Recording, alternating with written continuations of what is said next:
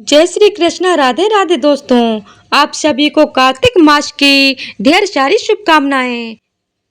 आप सभी पर विष्णु भगवान की कृपा सदा सर्वदा बनी रहे।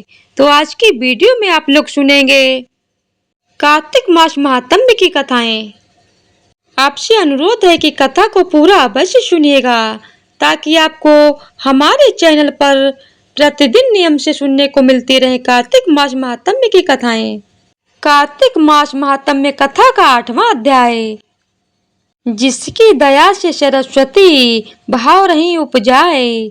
कार्तिक महात्म्य का कमल लिखे 8वां अध्याय। नारद जी बोले, अब मैं कार्तिक व्रत के उद्यापन का वर्णन करता हूँ, जो सब पापों का नाश करने वाला है। व्रत का पालन करने वाला मनुष्य कार्तिक शुक्ल चतुर्दशी को व्रत की पूर्ति और भगवान विष्णु की प्रीति के लिए उद्यापन करे।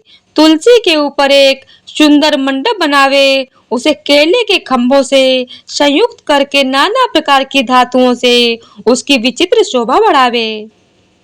मंडप के चारों ओर दीपकों की श्रेणी सुंदर ढंग से सजा कर रखे। उस मंडप में सुंदर बंधनवारों से सुशोभित 4 दरवाजे बनावे और उन्हें फूलों से तथा चमर से सुसज्जित करे। द्वारों पर पृथक पृथक मिट्टी के द्वारपाल बनाकर उनकी पूजा करें। उनके नाम इस प्रकार हैं: जय विजय, चंड प्रचंड, नंद सुनंद, कुमुद और कुमदाक्ष। उन्हें चारों दरवाजों पर 2-2 के क्रम से स्थापित कर भक्ति पूर्वक पूजन करें। तुलसी की जड़ के समीप 4 रंगों से सुशोभित सर्वतोभद्र मंडप बनावे और उसके ऊपर पूर्व पत्र तथा पंचरत्न से संयुक्त कलश की स्थापना करे। कलश के ऊपर शंख चक्र गदाधारी भगवान विष्णु का पूजन करें। भक्ति पूर्वक उस तिथि में उपवास करें तथा रात्रि में गीत वाद्य कीर्तन आदि मंगलमय आयोजनों के साथ जागरण करें। जो भगवान विष्णु के लिए जागरण करते समय भक्ति पूर्वक भगवत संबंधी पदों का गान करते हैं, वे सैकड़ों जन्मों की पाप राशि से मुक्त हो जाते हैं। जो मनुष्य भगवान के निमित्त जागरण करके रात्रि पर भगवान का कीर्तन करते हैं, उनको असंख्य गौदान का फल मिलता है। जो मनुष्य भगवान की मूर्ति के सामने नृत्य गान करते हैं, उनके अनेक जन्मों के एकत्रित पाप नष्ट हो जाते हैं। जो भगवान के सम्मुख बैठकर कीर्तन करते हैं और बंसी आदि बजाकर भगवत भक्तों को प्रसन्न करते हैं तथा भक्ति से रात्रि भर जागरण करते हैं, उन्हें करोड़ों तीर्थ करने का फल मिलता है। उसके बाद पूर्णमासी में एक सप्तनिक ब्राह्मणों को निमंत्रित करें। प्रातःकाल स्नान और देव पूजन करके वेदी पर अग्नि की स्थापना करें और भगवान की प्रीति के लिए तिल और खीर की आहुति दें। होम की शेष विधि पूरी करके भक्ति पूर्वक ब्राह्मणों का पूजन करें और उन्हें यथाशक्ति दक्षिणा दें। फिर उनसे इस प्रकार क्षमा प्रार्थना करें: आप सब लोगों की अनुकंपा से मुझ पर भगवान सदैव प्रसन्न रहे।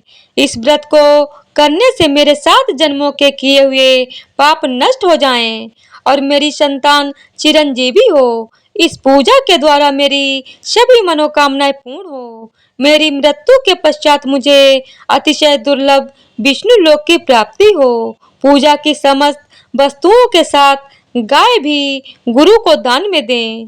उसके पश्चात घर वालों और मित्रों के साथ स्वयं भोजन करें।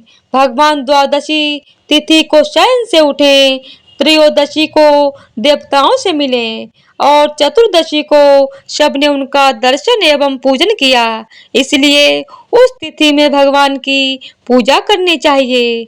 गुरु की आज्ञा से भगवान विष्णु की सुवर्णमयी प्रतिमा का पूजन करें। इस पूर्णिमा को पुष्कर तीर्थ की यात्रा श्रेष्ठ मानी गई है। कार्तिक माह में इस विधि का पालन करना चाहिए। जो इस प्रकार कार्तिक के व्रत का पालन करते हैं, वे धन्य और पूजनीय हैं।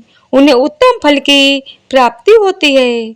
जो भगवान विष्णु की भक्ति में तत्पर हो, कार्तिक में व्रत का पालन करते हैं, उनके शरीर में स्थित सभी पाप तत्काल नष्ट हो जाते हैं। जो श्रद्धा पूर्वक कार्तिक के उद्यापन का महात्म्य सुनता या सुनाता है, वह भगवान विष्णु का सायुज्य प्राप्त करता है। बोलिए जय श्री हरि। तो इसी प्रकार से कार्तिक मास महात्म्य का 8वां अध्याय पूर्ण हुआ। बोलिए ओम नमो भगवते वासुदेवाय नमः। जय जय तुलसी भगवती सत्यवती सुखदानी। नमो नमो हरि प्रेयसी ऋषि वृंदा गुण खानी। श्री हरि शीश बिरजनी देव अमर बरअम्ब। जनहित हे वृंदावनी अब न करो विलंब। धन्य धन्य श्री तुलसी माता महिमा अगम सदा श्रुति गाता।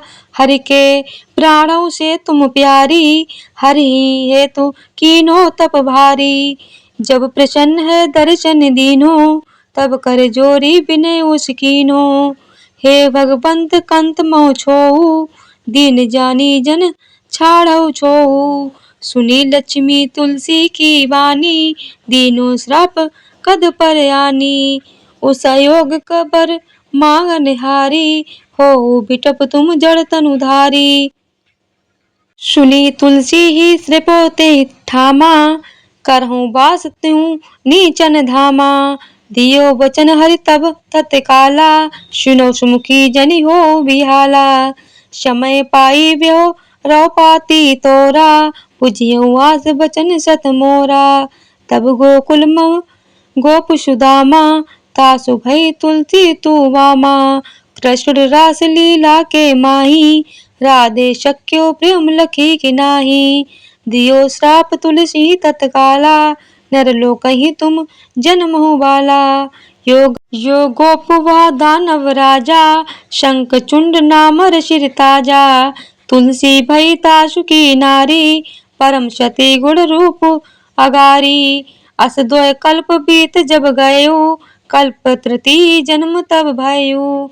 वृंदा नाम भयो तुलसी को असुर जलंधर नाम पति को। करियत द्वंद अतुल बल धामा लीनो शंकर से संग्रामा।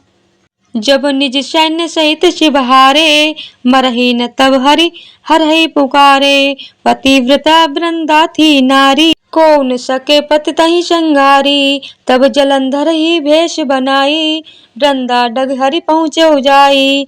शिव हित लही करि कपट प्रसंगा कियो सतित्व धर्म तो ही भंगा। भयो जलंधर कर संघारा सुनी उर शोक उपारा।